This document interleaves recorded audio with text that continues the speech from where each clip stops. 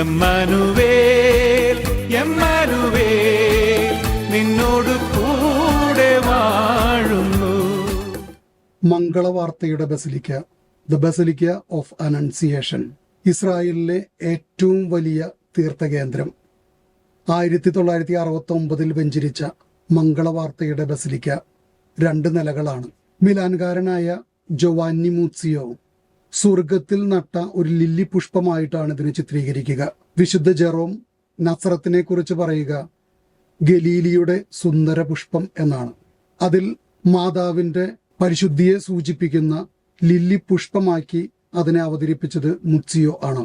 ആകാശത്ത് നിന്ന് ഭൂമിയിലേക്ക് കമഴ്ത്തിവെച്ച ലില്ലി പുഷ്പത്തിന്റെ മാതൃകയിലുള്ള മകുടം അകലെ നിന്ന് തന്നെ കാണാം. അറബി സൂക്കിലൂടെ നടന്ന് ബസലിക്കയുടെ മുമ്പിൽ എത്തി നിൽക്കുമ്പോൾ ഏറ്റവും മുകളിൽ അനുഗ്രഹിക്കുന്ന കർത്താവ്, താഴെ മംഗളവാർത്തയുടെ അവതരണം, പഞ്ചഭൂതങ്ങളെ സൂചിപ്പിക്കുന്ന കള്ളികൾ, പ്രവാചക വചനങ്ങൾ, താഴെ മനുഷ്യാവതാര രഹസ്യം വെളിപ്പെടുത്തുന്ന ബ്രോൺസ് കവാടം, ചുറ്റും ലോകത്തിന്റെ വിവിധ ഭാഗങ്ങളിൽ നിന്നുള്ള മാതാവിന്റെ ചിത്രീകരണങ്ങൾ. മുകളിലത്തെ നിലയിൽ വലതുവശത്ത് വേളാങ്കണ്ണി മാതാവുമുണ്ട്. മുകളിലത്തെ നിലയുടെ പ്രധാന അൾത്താര ചിത്രീകരിച്ചിരിക്കുന്നത് ലൂമൻ ജൻസിയും വത്തിക്കാൻ സൂനകദോസിലെ ജനതകളുടെ പ്രകാശം അതിന്റെ ചിത്രീകരണമാണ്. നടുക്ക് അഷ്ടഭുജ മാതൃകയിൽ നക്ഷത്രം തുറന്നിട്ടിരിക്കുന്നു. ഈ തുറന്ന ഭാഗം താഴ്ന്ന നിലയും മുകളിലത്തെ നിലയും തമ്മിൽ ബന്ധിപ്പിക്കുന്നതാണ്. അത് നേരെ ചെന്ന് താഴ്ത്തു മുട്ടുക പ്രധാന കേന്ദ്രത്തിലാണ്. അവിടെ നമുക്ക് പഴയ ബൈസന്റൈൻ കാലഘട്ടത്തിലെ ബസിലിക്കയുടെ ആർച്ച് കാണാം. അതിനും പഴയ 3-ാം നൂറ്റാണ്ടിലെ സിനഗോഗ് പള്ളിയുടെ ചത്തുരം കാണാം. അതിൻ്റെ സൈഡിൽ വരാന്തയ്ക്കപ്പുറത്ത് ഒരു കൊച്ചു ഗുഹയുണ്ട്. കർത്താവിന്റെ കാലഘട്ടത്തിൽ എല്ലാ വീടുകളുടെയും അടിയിൽ ഗുഹകൾ ഉണ്ടായിരുന്നു.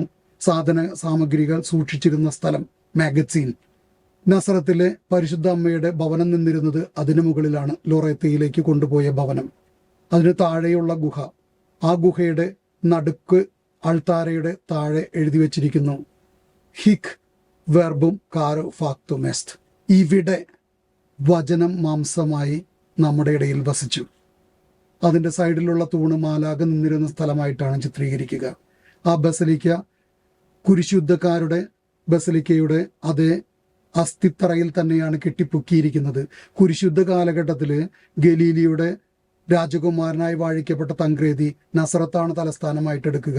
ഭദ്രാസന മെത്രാന്മാരുടെ ദേവാലയവും ഇവിടെ നസറത്തിലായിരുന്നു. പിന്നീട് 1263 ബിബാർസ് അതിനെ തല്ലി തകർക്കുന്നു. 1620 ഫ്രാൻസിസ്കൻസ് വീണ്ടും അത് നേടുന്നു. അതിനിടയ്ക്ക് വന്നവരെയൊക്കെ രക്തസാക്ഷികളായിട്ട് മാറിയ ചരിത്രമാണ് അവിടെയുള്ളത്. ഇതിനുശേഷമാണ് ഇന്ന് കാണുന്ന വലിയ ബസിലിക്കയിലേക്ക് നമ്മൾ മാറുക. നമ്മൾ ശ്രദ്ധിക്കുന്നത് ഈ വലിയ ബസിലിക്കയായാലും അതിന്റെ അടിയിലെ ഈ ഒരു ചെറിയ ഗുഹയിലേക്കാണ്. അത് ലൂർദിലായാലും ഫാത്തിമയിലായാലും മെജ്ജഗുരിയിലായാലും മാതാവ് പ്രത്യക്ഷപ്പെടുന്നിടങ്ങൾ, സാധാരണ സ്ഥലങ്ങൾ, സാധാരണ വ്യക്തികൾ. നമുക്ക് ലഭിക്കുന്ന അവസരങ്ങൾ, നമുക്ക് ലഭിക്കുന്ന സാഹചര്യങ്ങൾ സന്തോഷത്തോടുകൂടി സ്വീകരിച്ച് ദൈവകൃപയുടേതാക്കി മാറ്റാനുള്ള വിളിയാണ് മംഗളവാർത്തയുടെ സ്ഥലം നമുക്ക് നൽകുന്ന പ്രചോദനം. ഈശോ മിശിഹായ്ക്ക് സ്തുതിയായിരിക്കട്ടെ. ദൈവം നിന്നിൽ വാഴുന്നു.